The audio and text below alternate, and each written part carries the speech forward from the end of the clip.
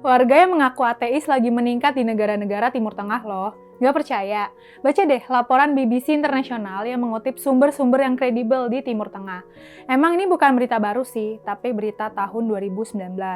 Menurut BBC, warga di dunia yang mengaku nggak beragama pada tahun 2013 cuma ada 8%. Nah, di tahun 2019, jumlah warga yang mengaku nggak beragama bertambah jadi 13%.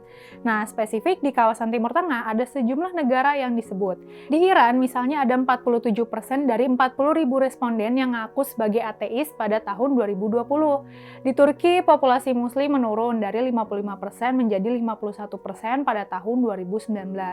Penurunan itu bukan karena warga yang muslim berpindah ke agama lain ya, tapi karena mereka mutusin buat jadi ateis.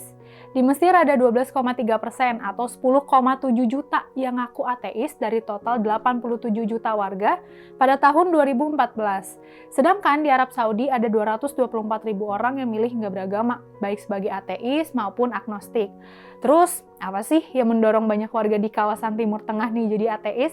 Ada beberapa tesis yang dikemukakan. Pertama, itu terkait sikap politik pemerintah yang terbiasa mempolitisasi agama.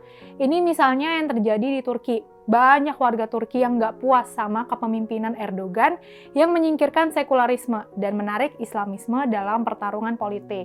Kedua, pengaruh interaksi di dunia maya. Ketiga, pengaruh pandangan negatif terkait kekerasan atas nama agama. Misalnya nih, penghancuran masjid kelompok Islam yang minoritas dan pembakaran gereja yang dilakukan atas nama agama.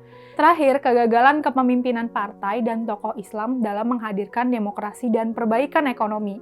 Rakyat kemudian kecewa dan mutusin buat nggak memilih partai dan tokoh Islam.